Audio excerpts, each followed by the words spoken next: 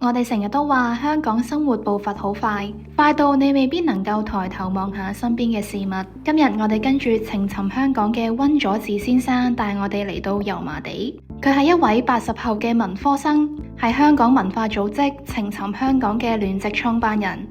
身邊嘅朋友都笑佢有一個老靈魂。第一站我哋嚟到油麻地天后廟，呢間廟係1870年起嘅。當時漁民同水上人家都會嚟拜神求個平安，所以呢度都係佢哋嘅信仰中心。廟入邊嘅香火百年不絕，隔籬仲有2間歷史悠久嘅書院。早喺19世紀，街坊已經喺度開辦義學，俾水上同岸上嘅小朋友都有書讀。所以呢度唔單止係一座廟，更加係油麻地人生活、信仰同埋教育嘅共同回憶。跟住嚟到油麻地警署。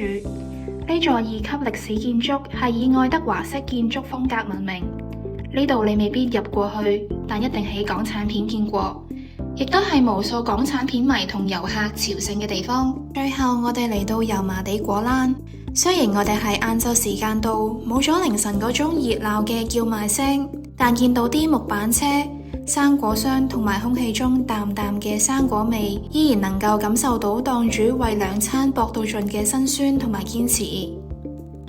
呢種香港獨有嘅文化，唔係喺博物館隔住玻璃睇㗎，仲要係喺現場聞下、聽下、感受下。一個下晝，3個地點，同一位願意帶年輕人遊香港嘅老靈魂。文化原來就係要咁樣一步一步咁傳承落去。